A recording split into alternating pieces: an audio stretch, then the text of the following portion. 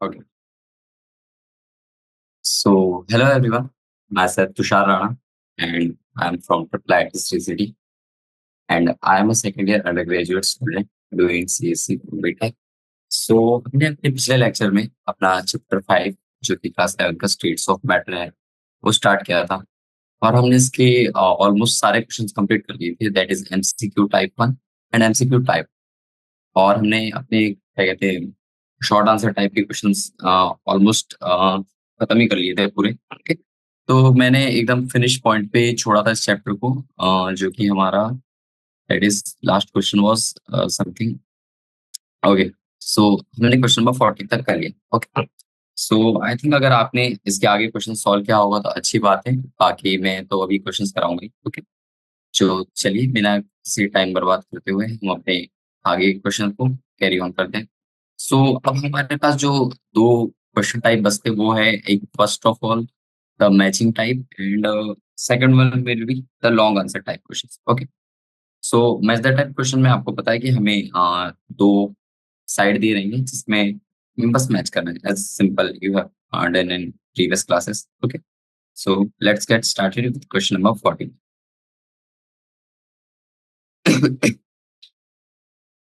तो चलिए एक काम कर लेते हैं, हम एक नया पेज ही ले लेते हैं। ओके, मुझे इसको मूव करना। Okay, okay, let's add a page. Okay, so let's write down the heading first, that is fourth part, matching type. Question number 41 क्या कह रहा है कि वो बोल रहा है हमारे पास कुछ ग्राफ्स के नेम दिए हुए हैं और उनसे रिलेटेड उनकी इंफॉर्मेशन दी हुई है, तो हमें उनके साथ में उसे मैच करनी है। Okay, simple as like that. तो इसमें बेसिकली अपनी जो गैस जो स्टेट्स ऑफ मैटर जो चैप्टर है उसमें आपने गैसेस लॉ जो रहते हैं, ओके, जैसे चार्ल्स लॉ हो गया, फिर हो गया अपना बॉयल्स लॉ, ये सारे एवोगाड्रोस लॉ, उनके ऊपर जो ग्राफ के नेम्स है और उनसे रिलेटेड फंडामेंटल इंफॉर्मेशन है वो मैच करना है। ओके, तो चलिए जी। तो पहला हम देख लेते हैं क्या लिखा है। First one is pressure versus temperature graph at constant molar volume. Okay, तो अगर हम अपने ग्राफ साइड देखें, that is this one is graph side and this one is the names for that corresponding graph. Okay, so pressure versus temperature graph बताना है हमें first में at constant molar volume. Okay, तो अगर हमारा volume constant है और pressure versus time graph है तो ये सिंपली कौन सा ग्राफ होता है? तो देखिए, सबसे पहली बात दे दी है यहाँ पे volume constant. Volume constant means it is an isochoric. Okay, so ऐसा। Okay, so C option will be correct for this state. Okay, so as simple as just आप पढ़िए, आपको टर्मिनोलॉजीज दिखने लगेगी और आप डायरेक्टली लिख सकते हो उसका आंसर। मैं यहाँ पे ड्रॉ खोल लेता ताकि हम अपना मार्क यहाँ पे भी कर सके। Okay, so first one will be C, so I will mark just next to it. अगर हम बात कर ले एट कांस्टेंट टेम्परेचर तो आपको समझ ही आ गया कि मैं अब क्या बोल रहा हूँ। हम अगर प्रेशर वर्सेस अगर हम ये जो स्टार्टिंग के दो स्टेटमेंट दिए जिसका ग्राफ दिया वो ना देखे और हमें ये दे दिया जाए कि कौन सी चीज कांस्टेंट है, तो उससे भी हम पता लगा सकते हैं कि वो हो क्या रहा है। ओके, चलिए। तो second one is that is pressure versus volume graph. Okay, okay, I should write versus here. Okay, and eight constant temperature. अगर हमारा टेम्परेचर कांस्टेंट है तो इट इज एन आइसोथर्मल, और ऐसा क्या है, that is the A option, so it will be our option for second.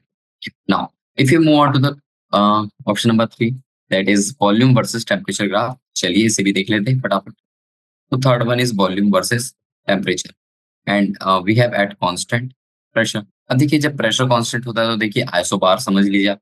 Okay, so this will be third. तो देखिए, ये सारी चीजें आपने पढ़ी होगी, isochoric, isobaric, isothermal, okay, isotonic. Okay, ये सारी चीजें पढ़ी होगी, तो आप इजीली क्वेश्चन सॉल्व कर सकते हैं बिना किसी दिक्कत के। अगर आपको इसमें दिक्कत आ रही है तो आप पहले अपनी टर्मिनोलॉजीज थोड़ा सा, थ्योरी पार्ट थोड़ा पढ़ लीजिए, तो आपकी कॉन्सेप्ट क्लियर हो जाएगी। चलिए, क्वेश्चन नंबर 42 पे। तो हमारा क्वेश्चन नंबर 42 क्या बोल रहा है? Match the following gas laws with the equation representing them. Okay, so ये भी कुछ सिंपल थ्योरी पार्ट से ही है। अगर आपको इन्फॉर्मेशन अच्छे से याद है तो आप इजीली इनके आंसर निकाल सकते हैं। ओके, चलिए। First of all what is given, that is Boyle's. Boyle's, तो आप सभी ने पढ़ा होगा what is Boyle's law, Charles law. Okay, तो उसके रिगार्डिंग एक क्वेश्चन चलिए तो देखिए बॉयल्स लॉ क्या बोलता है, जब आपका कोई कांस्टेंट टेम्परेचर हो तब वॉल्यूम एंड प्रेशर के बीच में रिलेशनशिप बताता है Boyle's law. Okay, so at constant, okay, at constant volume and sorry, it is not constant volume at constant temperature and number of moles of the gases, okay, and लिख देते हम अपने PV equals to nRT के respect में। सो हमारा जो pressure and volume का जो रिलेशन आता है वो कुछ इस तरीके से आता है, that is the they are inversely proportional to each other at constant temperature and moles. So the correct option for that first Boyle's law is will be is E. So just mark. Now if we move on to the Charles law, that is the second part.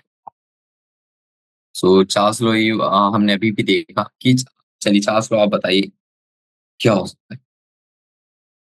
तो देखिए जो Charles law होता है ना, Charles law ये volume and temperature के बीच का रिलेशन बताता है, that is the volume is directly proportional to the temperature. Okay, जैसे जैसे अगर आप वॉल्यूम इंक्रीज करने लगेंगे वैसे वैसे आपका सॉरी जैसे जैसे आप टेम्परेचर इंक्रीज करने लगेंगे वैसे वैसे आपका वॉल्यूम भी इंक्रीज होगा।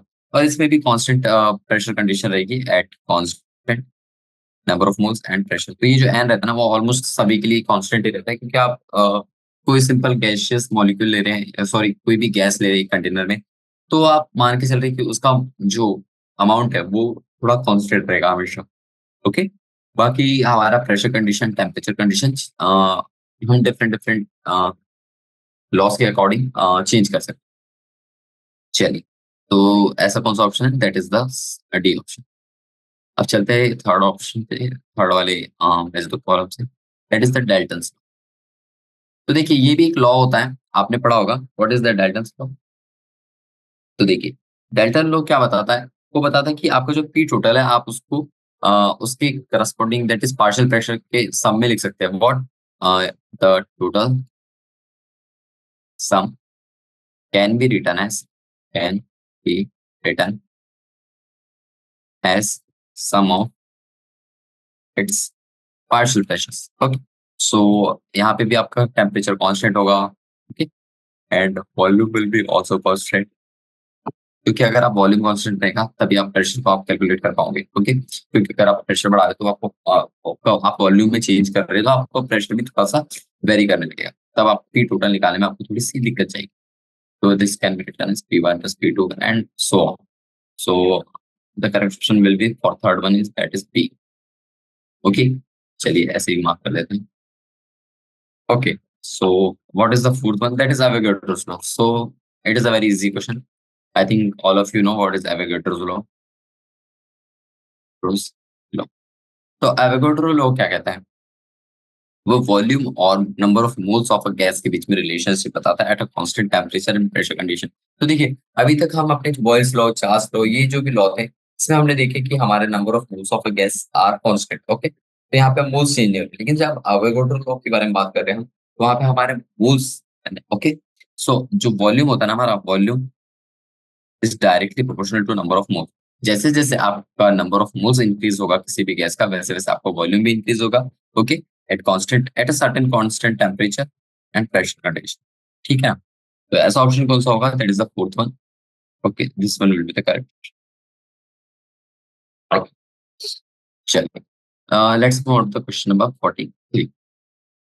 तो देखिए ग्राफिकल बेसिस पे आपको बहुत से क्वेश्चन मिल सकते हैं। ओके, आप उससे घबराइएगा मत। आपको अगर सिंपल कंडीशंस भी पता है, ओके, जैसे कोई भी लॉ हो गया, pressure law, temperature law, okay, तो आप उसके अगर आपको पता है कि इस कांस्टेंट टेम्परेचर कंडीशन पे आपका प्रेशर और वॉल्यूम के बीच में क्या रिलेशनशिप आता है, तो आप वहाँ पे ग्राफ इजीली बना सकते हैं। या फिर आपके पास ग्राफ दिया है, तो आप वहां से बता सकते हैं कि वहाँ पे प्रेशर और वॉल्यूम के बीच में क्या रिलेशन। तो देखिए अगर हम अपना क्वेश्चन नंबर 43 के बारे में बात करें तो उसमें आपके पास कुछ ग्राफ्स दिए और आपको बताना है कि एक्स और वाई कोऑर्डिनेट में कौन-कौन सी चीज़ें आ सकती हैं। ओके? तो ये सभी चीज़ें आपने पढ़ी होगी। चलिए देखते हैं वन बाय वन। तो अगर हम फर्स्ट वाले ग्राफ को देखें that is this one. Okay?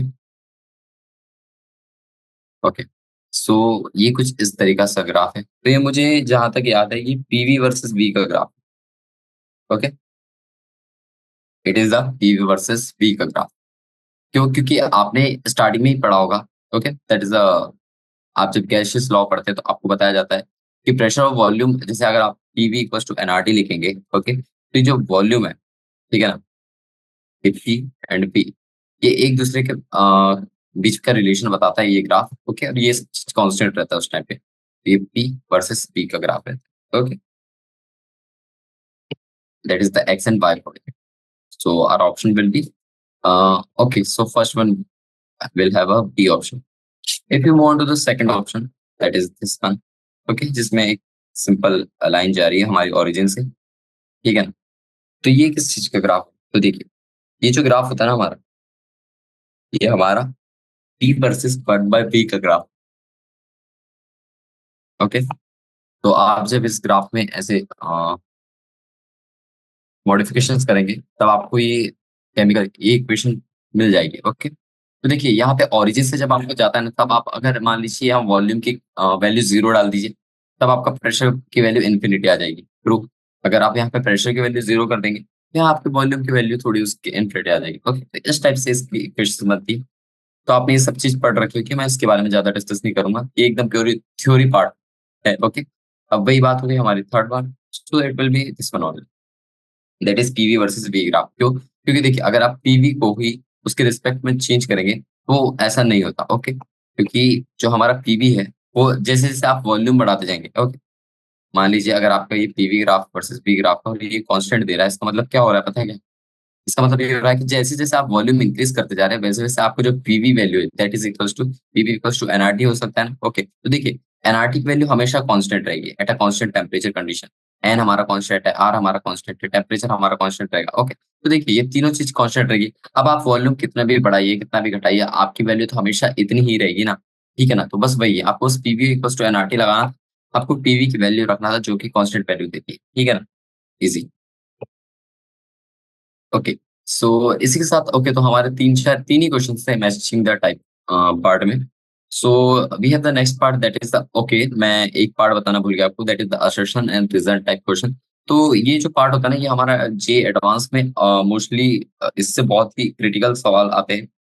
Okay, तो वैसे तो अभी यहाँ पे जो दिख रहा है, ये थोड़े से सिंपल सिंपल क्वेश्चंस हैं। But the thing is that अगर आप इसी ऑर्डर में देखेंगे, तो आपको बहुत से क्वेश्चंस मिलेंगे। ओके, और इनमें इतने ज़्यादा आंसर होने की संभावना रहती है कि आप कई बार कन्फ्यूज़ हो जाओगे। ओके, अगर यही क्वेश्चन एमसीक्यू टाइप में आ गया, तो उसमें बोल दिया ये भी वैसे तो ये जो ऑप्शन है ना, ये जो ऑप्शंस है ना, जिसमें एक ए ट्रू हो सकता है या फिर दोनों ट्रू हो सकती है, दोनों फॉल्स हो सकते हैं, एक ट्रू हो सकता है, ये उसका करेक्ट एक्सप्लेनेशन है। ओके, ये सब चीज़ें रहता है इनके ऑप्शंस में। तो चलिए देखते हैं, that is R type number 5, assertion and reason type. Okay, so हमारे पास क्या है इसके लिए? चलिए देखते हैं। In the following question, a statement of assertion A followed by a statement of reason R is given true. Choose the correct option होता है। ओके, तो हमारे पास कुछ एक असर्शन दिया होगा, that is the information related to something, and हमारे पास जो रीजन होगा वो उसको जस्टिफाई करता है, इस असर्शन को जस्टिफाई कर रहा है ये रीजन या नहीं कर रहा है, ये बताना है, और उससे रिलेटेड हमारे पास क्वेश्चन है। ओके, या तो असर्शन भी गलत हो सकता है, रीजन भी गलत हो सकता है, या तो दोनों सही हो सकते हैं। ओके, बट जो रीजन है वो असर्शन को जस्टिफाई नहीं कर रहा है। ओके, इस टाइप के बहुत से ऑप्शन हो सकते हैं। चलिए चालू करते हैं क्वेश्चन नंबर 44 पे। तो हमारे पास असर्शन क्या दिया हुआ है?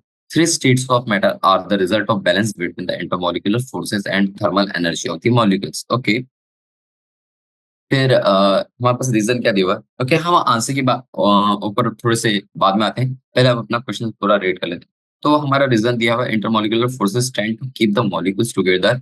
Okay, but thermal energy of molecules tends to keep them apart. अब देखिए हमारे पास दो स्टेटमेंट दिए, जिसमें हमें बताया गया है कि क्या कहते हैं, जो थ्री स्टेट्स ऑफ मैटर होते हैं वो इंटरमॉलिक्यूलर फोर्सेस के बैलेंस से बना हुआ है। ओके, और वहीं बोल रहा है इंटरमॉलिक्यूलर फोर्स हमारे जो मॉलिक्यूल्स को जोड़ के रखता है, इसीलिए वो थ्री स्टेट्स ऑफ मैटर बने हुए हैं। नहीं तो अगर हम थर्मल एनर्जी लगाएंगे तो वहां पे हमारा मॉलिक्यूल्स टूटने लगता है, that is opposite of each other. Okay, तो देखिए अगर हम क्वेश्चन नंबर 44 को देखें, देखिए जो स्टेटमेंट ए दी हुई है ना हमारे पास, ए, वो एकदम ट्रू। क्योंकि देखिए जो इंटरमॉलिक्यूलर फोर्सेस होते हैं ना, उन्हीं के कारण हमारे पास जितना भी बॉडी है, जितने भी ऑब्जेक्ट है, वो सारे इंटरमॉलिक्यूलर फोर्सेस ऑफ अट्रैक्शन के कारण ही जुड़े हुए हैं। ओके, और उसमें thermal energy of the molecules भी रहता है। ठीक है ना। अब बात करते हैं हम रीजन की। That is reason. रीजन भी हमारा ट्रू है, इंटरमॉलिक्यूलर फोर्स है, यानी कि वो एक दूसरे को जोड़ के रखता है मॉलिक्यूल्स। ये बात तो सही है। और थर्मल एनर्जी, अगर आप मान लीजिए आपको कुछ गर्मी हो गई तो आप वहां पे मूवमेंट करने लगेंगे। ओके, तो वही चीज है, यानी कि कुछ भी थोड़ा सा थर्मल एजिटेशन कराएंगे आप, तो वहां पे आपके मॉलिक्यूल्स थोड़े थोड़े से मूवमेंट करने लगेंगे। सो उसकी वजह से आपके मॉलिक्यूल्स एक दूसरे से दूर जाने लगेंगे। ओके, तो रीजन भी सही है। Okay, so both A and R true. Okay, और जो आर है ना, वो उस स्टेटमेंट का correct explanation, and R is correct explanation of assertion. Okay, so यही बात थी। चलिए, क्वेश्चन नंबर 45 बात। क्वेश्चन नंबर 45, तो क्वेश्चन नंबर 45 क्या कर रहा है? At constant pressure, okay, sorry, at constant temperature, PV versus V plot for a real gas is not straight line. Okay, देखिए हमने अभी यानी कि जस्ट पिछले वाले क्वेश्चन 43 में देखे हमने कि जो हमारा आइडियल गैस है। Okay, the thing is that वो जो क्वेश्चन था अभी जो नीचे दिया हुआ है, और इसमें बस इतना ही अंतर है। ये आइडियल गैस का ग्राफ है। ओके, तो आइडियल गैस के ग्राफ में पीवी वर्सेस वी हमारा देखिए स्ट्रेट लाइन दे रहा है।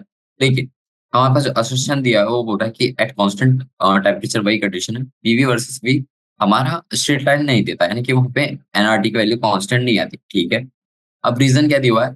At high pressure all gases have Z greater than 1, but at intermediate pressure कुछ gases have Z less than. Okay, तो चलिए हम इसके बारे में बात करते हैं। देखिए, अगर हम बात कर ले ए स्टेटमेंट की, पीवी वर्सेस पी जो है हमारा कांस्टेंट लाइन नहीं देता, वो स्टेटमेंट एकदम true. First for real gas, ये आपको याद रखना है। अगर यहाँ पे रियल गैस की बात हो रही है तो ये स्टेटमेंट ट्रू है, बट अगर यहीं पे आइडियल गैस के बारे में बात होती है, एक स्टेटमेंट हमारी फॉल्स होती है, क्योंकि हमने अभी पिछले ही अपनी ग्राफ में देखा कि पीवी वर्सेस वी ग्राफ हमारा एकदम स्ट्रेट लाइन देता है। That is the value of NRT, PV is equal to NRT. Okay, so this is constant for ideal gas. लेकिन वहीं पे हम रियल गैस के बारे में बात कर रहे थे, तो ये चीज गलत हुई। अब बात करते हैं हम रीजन के बारे में। ओके, जो हमारा रीजन आ रहा है कि देखिए, रीजन हमारे पास क्या दिया हुआ है? एट हाई प्रेशर जितने भी गैसेस होती है उनका जेड ग्रेटर देन 1 होता है। ये स्टेटमेंट ट्रू है, हमने ये पढ़ा है रियल गैसेस की थ्योरी में। ओके, और अगर हम बात कर ले जब हमारा एट इंटरमीडिएट है, इंटरमीडिएट प्रेशर यानी कि थोड़ा सा रिलेटिवली लो प्रेशर है, तब आपकी जेड की वैल्यू लेस देन 1, तो ये भी स्टेटमेंट ट्रू है। ओके, तो जो हमारा रीजन है, ओके, देखिए पहले आपको ऐसा नहीं देखना है कि ये रीजन डायरेक्टली उसके साथ मैच करना है कि नहीं, ये नहीं। पहले आपको देखना है कि दोनों स्टेटमेंट ट्रू है भी या नहीं। तो देखिए रीजन भी हमारा ट्रू है, but the thing is that हम अपने रीजन से जो ऊपर की स्टेटमेंट है that is PV versus P, उसको जस्टिफाई नहीं कर सकते। ओके, क्योंकि यहाँ पे अपनी जो प्रेशर है, ओके, तो प्रेशर वॉल्यूम के साथ रिलेट नहीं कर पा रहा है, that is the value of Z. Okay, so इस वजह से आपका जो स्टेटमेंट ए है वो भी ट्रू है। द थिंग इज दैट आपका स्टेटमेंट टू वो भी ट्रू है, बट यहाँ पे दिक्कत क्या आ रही है कि जो रीजन है वो करेक्टली जस्टिफाई नहीं कर रहा है असर्शन ए का। ओके, तो अगर मैं आपको बात कर लूँ कि अगर हम कांस्टेंट टेम्परेचर कंडीशन लेते थे, एट कांस्टेंट टेम्परेचर, ओके, तो जो पीवी वर्सेस वी का जो प्लॉट बनेगा, ओके, जो कि हम अभी आइडियल गैस के लिए तो हमने बना लिए, but for real gas it is not a straight line,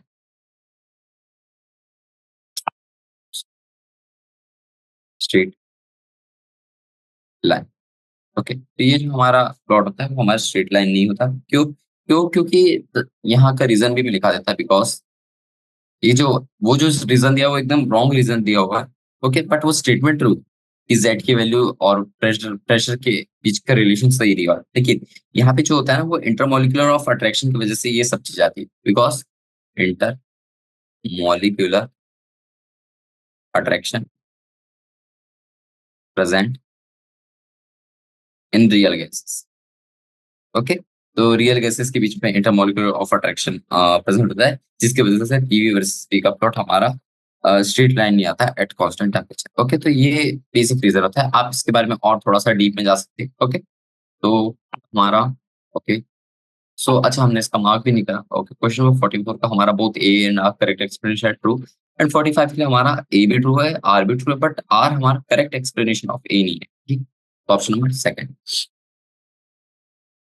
चलिए क्वेश्चन नंबर 46 पे चलते हैं। तो हमारा क्वेश्चन नंबर 46 क्या कह रहा है? At temperature, okay, the temperature at which vapor pressure of a liquid is equal to the external pressure is called the boiling temperature.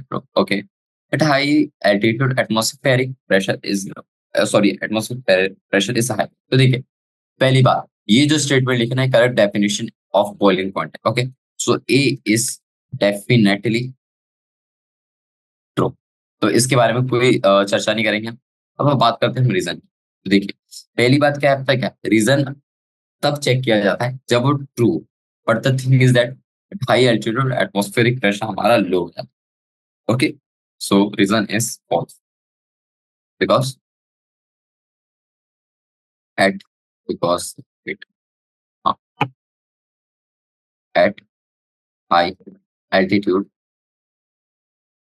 Atmospheric pressure is low.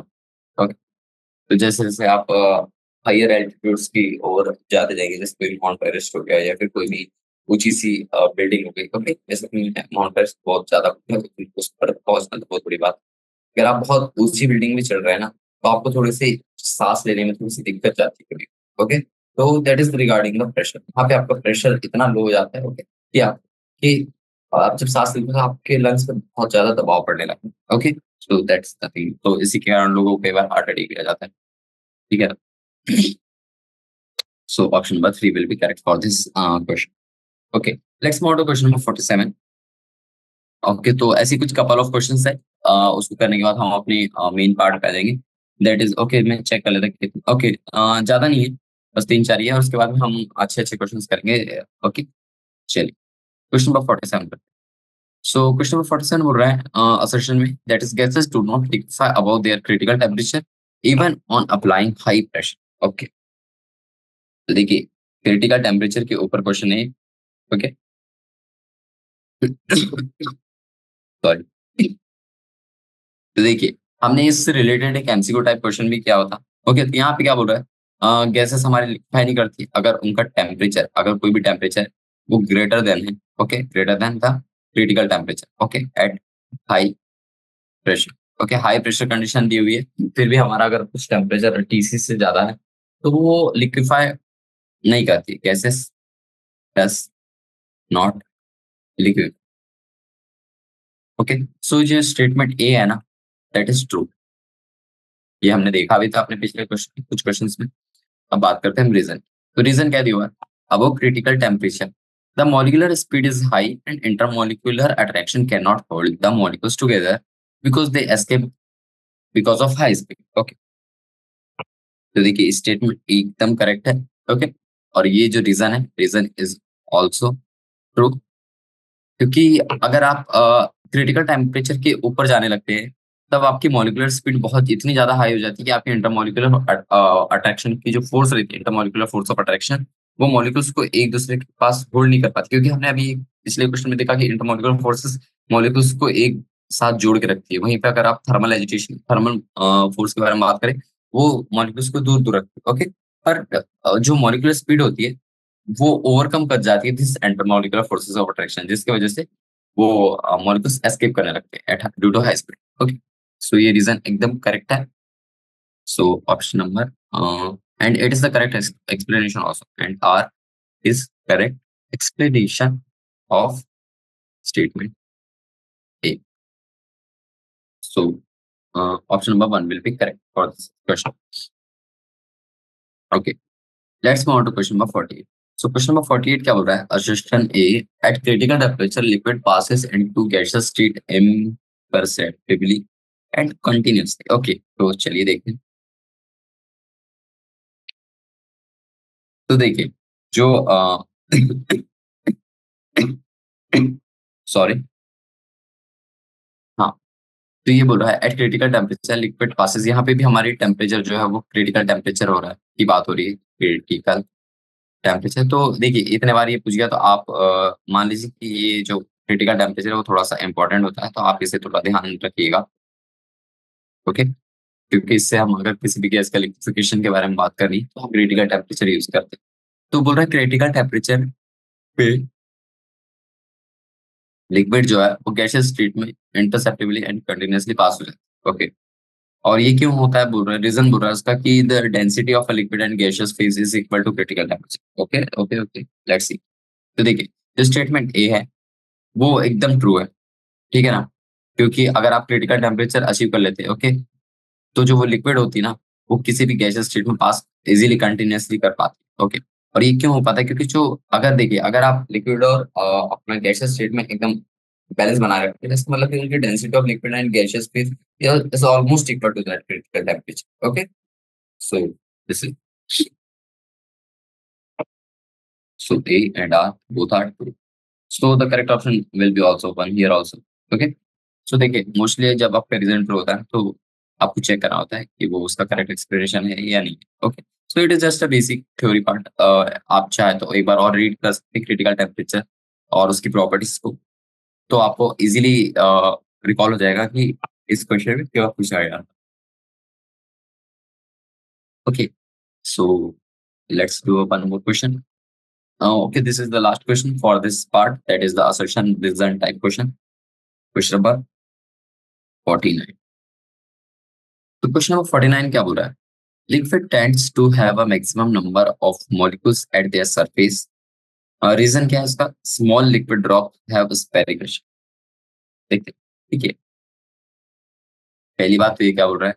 Liquid tend to have maximum number of molecules at their surface. ये कैसी बात है? Assertion। ये तो मुझे एकदम false लग रहा है। ओके, बट जो रीजन है वो क्या बोल रहा है, small liquids drop have spherical shape. तो ये चीज तो हमने देखी हुई थी, सरफेस टेंशन की मदद से हमने इजीली कैलकुलेट पता लगा पाया था कि जो हमारे रेन ड्रॉपलेट्स होती है लिक्विड्स के वो बेसिकली स्फेरिकल इन शेप होती है। ओके, तो रीजन तो सही। तो देखिए पहले ये मत सोचिए कि आपका असर्शन गलत हो गया तो रीजन भी गलत हो गया, ये ऐसे काम नहीं करता। नहीं, हाँ, ऐसा होता है। आप दोनों स्टेटमेंट देखिए और उन दोनों को रिलेट करिए, क्या वो एक दूसरे को जस्टिफाई कर पा रही है, तो आप आगे बढ़ेंगे। नहीं तो आप पहले जस्ट ये चेक करिए कि वो ट्रू है या फॉल्स है। ओके, तो ये तो हमारी फॉल्स है and the thing is that reason will be true. तो बेसिकली यहीं पे आंसर आ जाता है। तो A is false, that is option number 4। But चलिए मैं आपको बताता हूँ ए फॉल्स क्यों। तो देखिए जो लिक्विड होता है ना, लिक्विड, ओके, तो वो चाहता है कि अपने नंबर ऑफ मॉलिक्यूल्स को मिनिमाइज कर पाए एट सरफेस। ओके, लेकिन वो किस वजह से आता है? Due to the surface tension. Liquid tends to minimize the number of molecules at their surface due to surface tension. तो देखिए जब भी लिक्विड के बारे में बात हो जाए तो आप सरफेस टेंशन को पकड़ लीजिए कि वो हमेशा मदद करते हैं। ओके, तो इसी वजह से, और सरफेस टेंशन जो होता है ना उसी की वजह से हमारा रेन ड्रॉपलेट्स का शेप भी ऑलमोस्ट स्फेरिकल आता है। लेकिन यहाँ पे क्या दिया हुआ था maximum, but the thing is that liquid हमेशा चाहता है कि कम से कम उसके number of molecules present at the surface. Okay, so option number will be 4। Okay, so you can take a 2 minute break, drink water, and after that we will begin our next part. That is the long answer type question. Okay, तो इसमें हम थोड़ा briefing देखेंगे और थोड़े और मैं आपको पॉइंट्स दिखा दूंगा जो मुझे लगते हैं इंपॉर्टेंट है apart from that questions. Okay, so just have a 2 minute break. Okay, so आपको आपने रेस्ट ले लिया होगा, अब चलते हैं हम अपने लास्ट पार्ट पे, that is the long answer type questions. Okay, so इसके लिए चलिए हम नया पेज ही ले लेते हैं। सो फ्रेश स्टार्ट करते हैं। So this is our sixth part, that is long answer type. Okay. So heading अच्छी तरीके से लिख दिया मैंने। So that is the question number 50. So okay, तो हमारे पास कुछ ग्राफ दिया हुआ है। चलिए क्वेश्चन को पढ़ लेते पहले। देखिए आप जब भी ऐसे कुछ क्वेश्चन दें तो आप घबराइएगा मत, एकदम लाइन बाय लाइन क्वेश्चन को पढ़िए, इजीली आप आंसर निकाल सकते हैं। Isotherms of carbon dioxide at various temperature are represented. Answer the following question based in the figure. Okay. तो चलिए देखते हैं। हमारे पास पीवी ग्राफ दिया हुआ है फर्स्ट थिंग, और डिफरेंट डिफरेंट टेम्परेचर कंडीशन पे हमारे पास ग्राफ दिया हुआ है। तो क्या बोल रहा है? In which state will CO2 exist between the points A and B। Okay, तो देखिए ये पॉइंट A है, this is the point B. ठीक है, तो बोल रहा है पॉइंट ए और पॉइंट बी के बीच में ऐसी कौन सी स्टेट है, ओके, ओके, जहाँ पे CO2 एग्जिस्ट करे। ओके, तो आप इनमें से कुछ भी ले सकते हैं, स्पन, ओके। सो मैं रेस कर देता है यहाँ पे, थोड़ा हॉटस्पॉट हो जाएगा नहीं तो। ओके, तो आप ए और बी स्टेट के बीच में बताना है कि CO2 किस स्टेट में पॉसिबल होगा। तो देखिए, जो CO2 है ना, वो हमेशा गैसेस स्टेट में एग्जिस्ट करेगा। First thing is that. So अगर हम फर्स्ट वाले ऑप्शन के बारे में बात करें, that is CO2 will exist in gaseous state, ये सभी को पता है, between A and B, okay, at temperature T. बस सिंपल सा था, बस हमें स्टेट बतानी थी CO2 की at A, between A and B, okay. चलिए, सेकंड पार्ट क्या है, at what point will CO2 start liquefying. ये पूरा जितना भी पीवी ग्राफ है हमारा CO2 का दिया हुआ है, हमें बस बतानी है चीजें। तो बोल रहा है बेसिकली आपको जो ये बोला गया है ना ए और बी पॉइंट के बीच में, तो उसका मतलब है कि आपका जो वॉल्यूम है, वॉल्यूम हाई है, the pressure is low, so this is the pressure, low pressure and high volume, okay, यही चीज। At what point, second option, that is at what point will CO2 start liquefying when temperature is T1। Okay, तो अब बात हो गई हमारी कि liquefaction. तो देखिए, अगर आपको CO2 का लिक्विफिकेशन कराना है, लिक्विफिकेशन, ओके, तो आप देख सकते हैं, और यहाँ पे बोला गया है कि किस पॉइंट पे हमारा लिक्विफाई होना स्टार्ट करेगा। तो चलिए ये भी बात कर लेते हैं। तो देखिए, जो CO2 है ना, हमारा CO2 will start liquefying at point B, okay, और वहां पे हमारा टेम्परेचर T1 होगा एट, क्योंकि अगर हम T1 के बारे में बात कर रहे हैं तो यही चीज है, देखिए this one is T1 at T। बस चलते हैं अपने next part, that is part number 3। तो ये क्या बोल रहा है, at what point will CO2 be completely liquefied when temperature is T2। Okay, तो अब बोल रहा है हमारे पास, अभी तो हमने T1 के बारे में बात करी, हमारा जो T1 था, ओके, ये मैं कैसे कैलकुलेट कर रहा हूँ, देखिए ये जो आपका TC है ना, ओके, दिस इज TC, तो इसके रिस्पेक्ट में सारे आंसर आएंगे, ओके। आपका अगर आप कहना चाहिए कि क्या बोल रहे हैं आप, तो देखिए, अगर आपका टेम्परेचर, अगर कोई भी टेम्परेचर है, okay, the thing is that आपका टेम्परेचर जब TC से ज्यादा होता है तो आप लिक्विफिकेशन नहीं कर सकते, but the thing is that अगर आपका टेम्परेचर TC से कम है, ओके, तब आपको वहां पे लिक्विफिकेशन होना स्टार्ट हो जाएगा। ट्रू, तो ये चीज हमने अभी पढ़ी भी हुई थी, ओके, तो बस यही बात थी। अब चलते हैं हम अपने नेक्स्ट पॉइंट पे, that is the eight what point will CO2 be completely liquefied when temperature is T2। अब ये जो पर्पल लाइन दिख रही है ना आपको, that is the second graph, इसके ऊपर रिस्पेक्ट में हमें बात करनी है। तो देखिए, हम अपनी हेडिंग डाले थे, दैट इज थर्ड ऑप्शन। तो देखिए, एट पॉइंट जी, तो देखिए ये जो पॉइंट दिख रहा है ना आपको, जी, जी, वहां पे हमारा CO2 will be completely liquefied, will be completely, ये पूरा फंडा, ये जितना भी ग्राफ नहीं, पूरा क्रिटिकल टेम्परेचर के ऊपर ही डिपेंडेंट है, okay, will be completely liquefied. और यहाँ पे हमारे पास टेम्परेचर कंडीशन क्या दी हुई है, दैट इज T2, और आपके पास रिलेशन भी दिया हुआ है पहले से ही कि जो हमारा T2 है वो TC से कम होगा। तो देखिए, जब आपका T2 TC से कम है, यानी कि आपका टेम्परेचर जो है वो क्रिटिकल टेम्परेचर से कम है, तो वहाँ पे आपकी लिक्विफिकेशन प्रोसेस चालू रहेगी। तो लेकिन वहीं पे हम अगर ज्यादा के बारे में बात करते थे, तो वहाँ पे हमारा जो, जैसे हम T3 ले लें, दिस वन, तो यहाँ पे हम अपने लिक्विफिकेशन प्रोसेस कैरी ऑन नहीं कर सकते, क्योंकि वो आपके जो क्रिटिकल टेम्परेचर वाली कंडीशन होती है उसको फॉलो नहीं करते। चलिए, तो इसी के साथ हमारा ऑप्शन नंबर 3 भी होता है complete. Let's move to option number 4। तो ये क्या बोल रहा है, will condensation take the place when the temperature is T3। Okay, तो अब बात हो गई T3 के बारे में। देखिए, अगर हम बात कर ले T3 के बारे में, तो मैंने अभी बताया कि वहां पे ऐसा कुछ होगा नहीं, no, the condensation will not take take place, okay. तो वहां पे हमारे कंडेंसेशन की प्रोसेस नहीं होगी, क्यों, क्योंकि मैंने आपको बताया भी कि T3 की वैल्यू हमारी TC से ज्यादा है, इसके कारण ये सब चीजें नहीं हो पाई। चलिए, simple. Now let's move on to fifth question. What portion of the isothermal at T1 represent liquid and gaseous CO2 at equilibrium? Okay, okay, okay. Let's तो देखिए, अगर आप यहाँ पे देखिए this point B and this point C, तो B and C between B and C of isotherm, यानी कि हमें बताना है कि ऐसा कौन सा कांस्टेंट टेम्परेचर कंडीशन। तो आइसोथर्म टेम्परेचर T1, तो देखिए यहाँ पे आपको दिख भी रहा है टेम्परेचर T1। तो वहां पे हमारा जो लिक्विड एंड गैसेस CO2 है वो आर एट एन इक्विलिब्रियम, तो आपको दिख भी पा रहा है are at an equilibrium. Okay, हम बात करें CO2 के बारे में। सो इस तरीके से आपको कैरी ऑन करना था। ओके, तो मैं बताया आपको कि ऑल, ये जितना भी पार्ट था ना, ये पूरा it is based on TC, that is critical temperature. Let's move to question number 51। तो जल्दी जल्दी करते हैं। ओके, इसमें भी कुछ 4 पार्ट है। चलिए देखते हैं क्या क्या पूछा है इसमें। इसमें बोला है way the variation of vapour pressure of different liquid with the temperature is shown. Okay, तो ये हमारे पास बोल रहा है वेपर प्रेशर वर्सेस टेम्परेचर का ग्राफ दिया हुआ है हमारे पास। ठीक है, और वो बोल रहा है calculate the graphically boiling point of liquid A and B. Okay, तो हमारे पास कुछ ग्राफ दिए हुए हैं, उनके रिलेटेड हमें liquid A and liquid B. तो ओके, तो मैं पहले क्वेश्चन ले लेता हूं, क्योंकि नेक्स्ट पेज में हमारा और ग्राफ दिया हुआ है।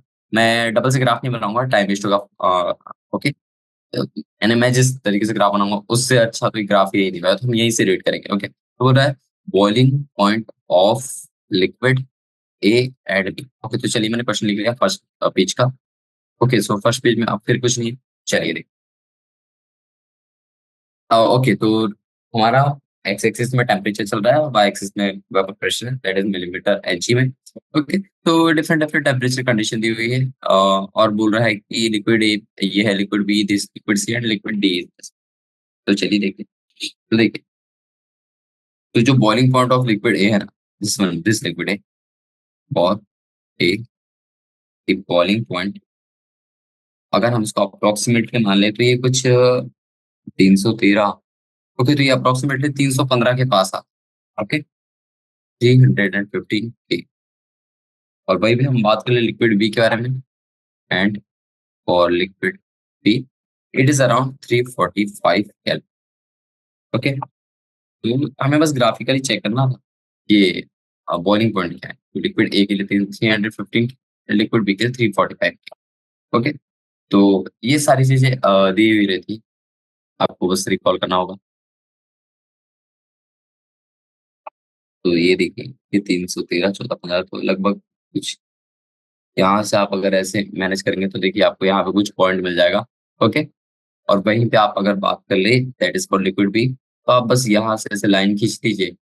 ओके, ये कुछ 345 कहीं यहीं पे आ जाएगा। ओके, तो आपको बस मैंने मैच करना है कि देखिए ये जो पॉइंट है ना, ओके दिस वन, जहाँ पे आपको वेपर प्रेशर आपके एटमॉस्फेरिक प्रेशर के एकदम करस्पॉन्डिंगली इक्वल में आ रहा है, उस टेम्परेचर कंडीशन पे आपकी ये वैल्यू आ जाएगी। ओके, तो आपको बस ये जो वैल्यू है this one, this this, okay, इससे मैच करनी है। चलते हैं अपने नेक्स्ट पार्ट में, that is the part number. तो यहाँ क्या बोल रहा है, if you take a liquid C in a closed vessel and heat it continuously at what temperature will it boil. Okay, तो चलिए देख लेते हैं। अब बात कर रहा है लिक्विड सी के बारे में। देख, जो जो लिक्विड सी है ना, okay, this one liquid C. तो अगर आप लिक्विड सी को किसी क्लोज वेसल में बॉयल करने की कोशिश करेंगे तो वो बॉयल नहीं होगा। ओके, तो liquid C will not boil. क्यों? बिकॉज द प्रेशर जो, तो बिकॉज जो उसके अंदर जो प्रेशर होगा ना, प्रेशर वो हमेशा इंक्रीज करता रहेगा, इंक्रीजिंग कंटिन्यूस। ओके, तो आप मान लीजिए किसी क्लोज वेसल में अगर उसका कोई सर्टिफाइड बॉइलिंग पॉइंट है, पर आप उसे हीट ही कर रहे हीट ही कर रहे हीट ही कर रहे हैं। ओके, तो वहां बहुत इतना प्रेशर हो जाएगा कि वो बॉयल ही नहीं होगा, वो बस पेपर में ही चल जाएगा। Okay, so this is the thing.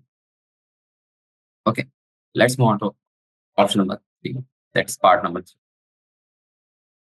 तो क्या बोल रहा है, at higher altitude atmospheric pressure is low, say 60 millimetre H at which temperature liquid D boils. चलिए देखते हैं। तो जो लिक्विड डी है ना, द लिक्विड डी, ये लिक्विड डी बॉईल करेगा। अगर हम लिक्विड डी देखें, ठीक है, तो देखिए जो लिक्विड डी है will boil at approximately 313 kelvin. तो ये मैंने ऐसे क्यों लिखा? आप बोलेंगे कि सर ये देखिए ये आपने ऐसे कुछ मैनेज करा, तो ये तो कुछ और ही चीज़ आ गई। ओके, तो देखिए इसके पीछे एक रीज़न, क्योंकि अगर आप यहाँ पे आप कंडीशन देखें तो वहाँ पे आप कंडीशन भी दी हुई है at higher altitude, at high altitude. Okay, तो वहाँ पे अगर आप हाई एल्टीट्यूड पे चल जाएँगे, तो वहाँ पे आपकी जो प्रेशर कंडीशन हो जाएगी, प्रेशर, वो थोड़ी-सी रिलेटिवली लो आ जाएगी। ओके, तो उसी की वजह से आपके पास ये टेम्परेचर डिफरेंस आता है। Okay, so this is the thing, और ये कुछ कितना बोला है, 60 मिलीमीटर ऑफ एच के करस्पॉन्डिंग आएगा। ओके, तो ड्यू टू दिस, ये देखिए, ये 60 मिलीमीटर एच दी हुई है, तो करस्पॉन्डिंग आपका प्रेशर ये हो जाएगा। ओके, तो इसके रिलेटेड आपका प्रेशर कुछ इस तरीके से सॉरी, इसके रिलेटेड आप अपना आंसर लिख सकते हैं, that is 313 kelvin approximately for the liquid T. ठीक है ना?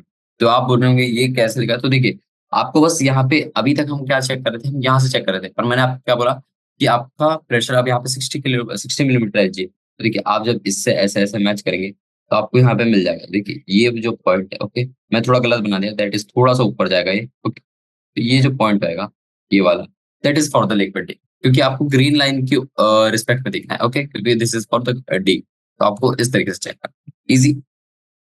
चलिए। Let's move on to the last part, that is the part number 4. Okay. So part number 4 क्या बोल रहा है?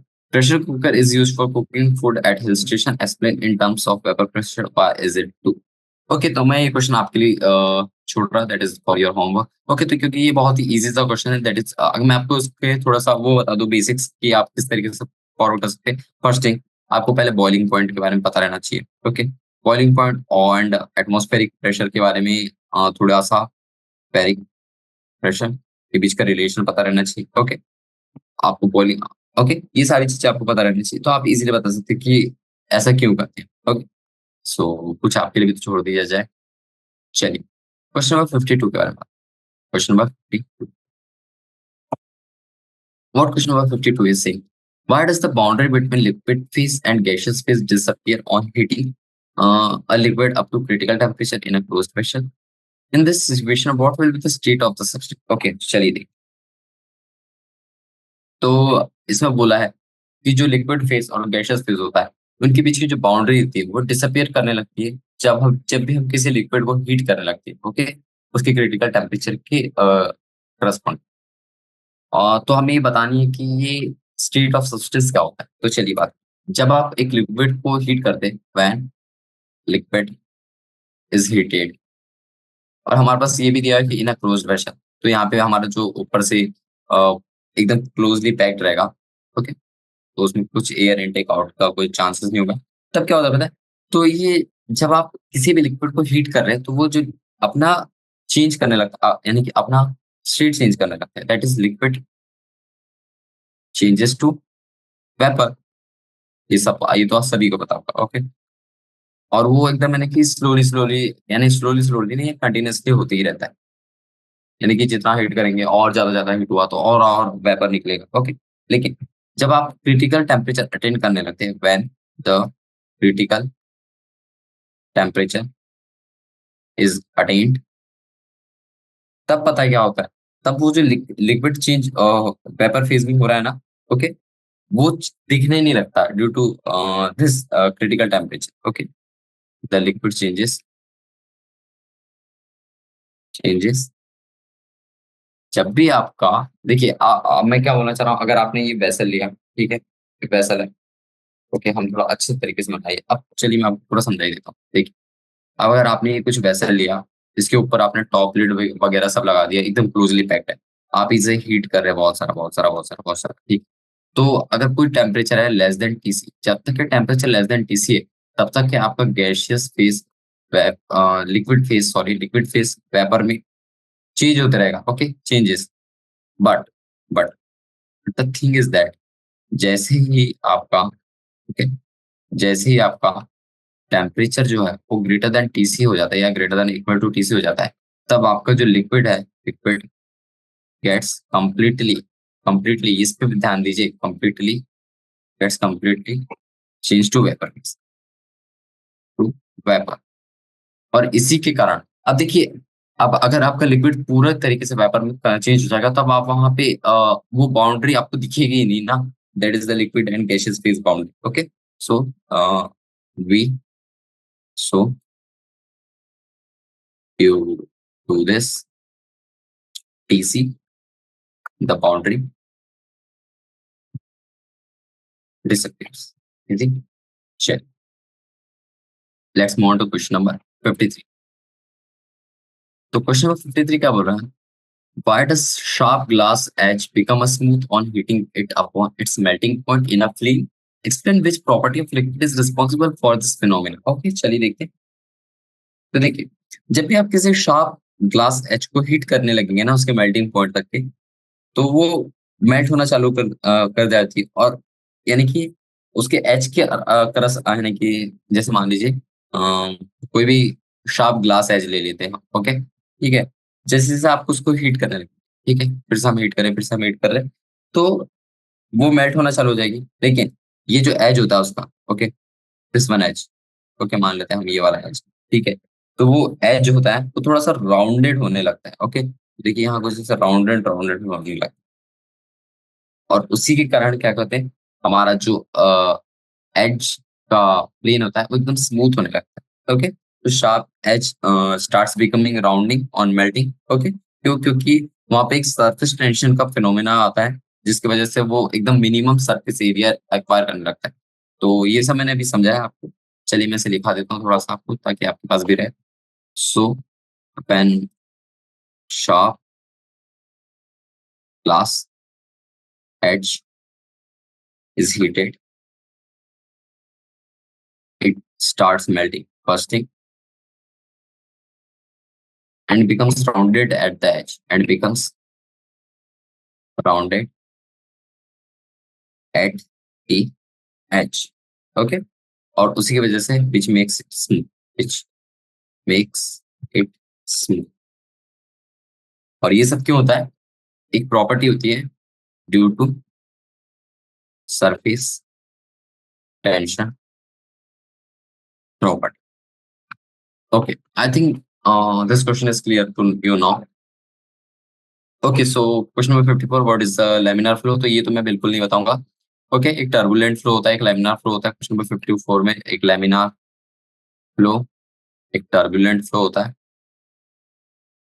ये सब आपने पढ़ा होगा। ओके, फ्लूइड डायनेमिक्स का पार्ट है। Is the velocity of molecule same in all the okay, ये क्वेश्चन बहुत इजी है। Okay, you can just solve it. इसमें आपको कोई दिक्कत नहीं आएगी। यानी कि एक क्वेश्चन मैं कहना चाहूंगा कि प्योर प्योर थ्योरी पार्ट है, just a definition, laminar flow और उसकी प्रॉपर्टीज के ऊपर क्वेश्चन। तो चलते हैं हम नेक्स्ट क्वेश्चन पे। Okay, this is also homework for you. Okay, so this is the last question may be. Okay, finally, क्योंकि ये लेमिनार फ्लो टर्बुलेंट फ्लो मैं बता सकता हूँ आपको। देखिए नहीं नहीं नहीं बताऊंगा, बहुत इजी, बहुत। क्वेश्चन नंबर 55 का, क्वेश्चन नंबर 55 क्या बोल रहा है? That is the isotherm of carbon dioxide gas are shown in figure. Okay, ये कुछ कांस्टेंट टेम्परेचर कंडीशन पर डिफरेंट डिफरेंट पीपी ग्राफ बनाए हुए हैं हमारे पास। फिर बोल रहा है mark a path for the changing of a gas into liquid such that the only one phase. Okay, यानी कि हमें बताना है कि इसमें से कौन से पाथ में हमारा जो स्टेट ऑफ मैटर है that is the liquid to gas और गैस टू लिक्विड चेंज हो रहा है। फिर बोल रहा है कि एग्जिस्ट एट, ओके, तो हमें यहाँ टाइमिंग भी दी हुई है। फिर बोल रहा है explain how the temperature volume and the pressure should be change to carry out this. Okay, तो वो बोल रहा है कि इस प्रोसेस को कैरी आउट करने में हमें प्रेशर और वॉल्यूम की इस कंडीशन को फॉलो करना होगा। चलिए देखते हैं, ये अच्छा question first.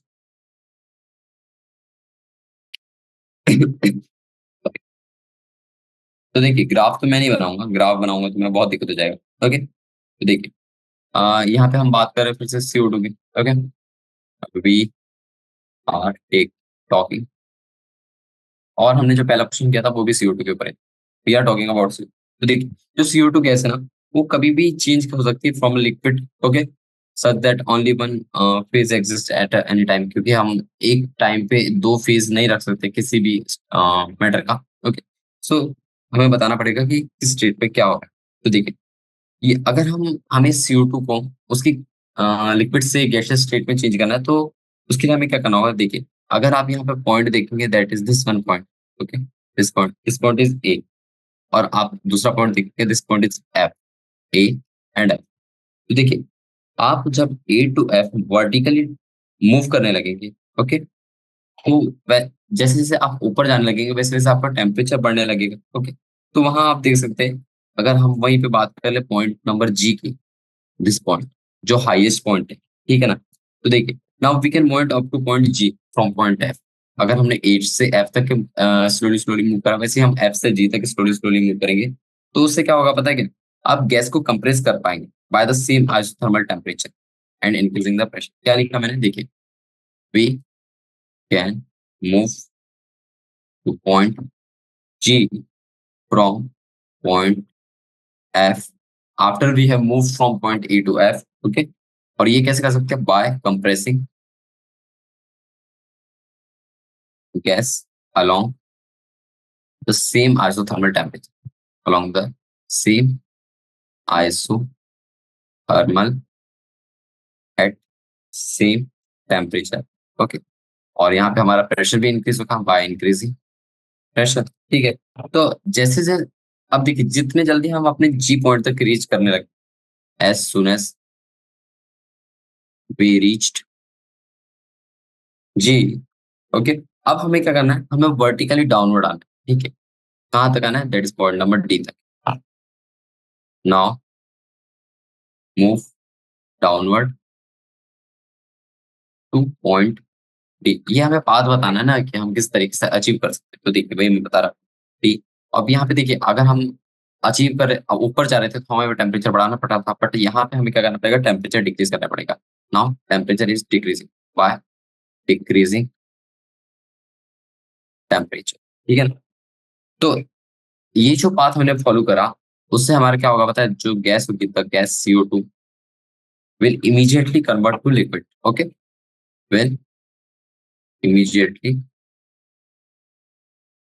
convert to liquid,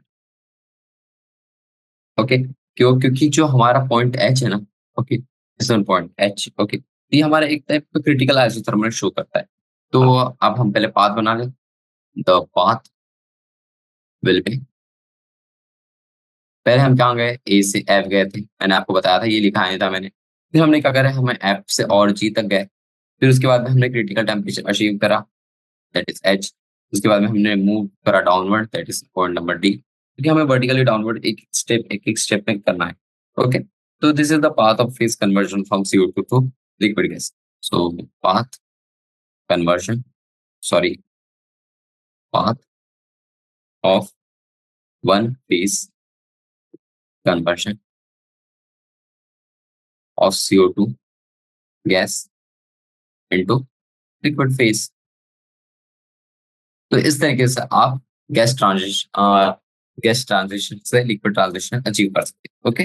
सो थोड़ा सा आपको थ्योरी पार्ट ज्यादा रहता है इसमें, यानी कि आपको पहले टर्मिनोलॉजीज थोड़ी सी क्लियर होना चाहिए कि आप कैसे कैसे टेम्परेचर प्रेशर के साथ खेल के आप उसकी स्टेट्स ऑफ मैटर को चेंज कर सकते हैं, ओके। सो इजी है, बस आप एक बार थोड़ा सा रिवाइज कीजिए, ओके। सो इसी के साथ हमारे पूरे क्वेश्चंस कंप्लीट होते हैं फॉर दिस चैप्टर, ओके। सो आज के लिए बस इतना ही। तो thank you all of you. We will meet in next lecture with a new chapter. Okay. Bye bye.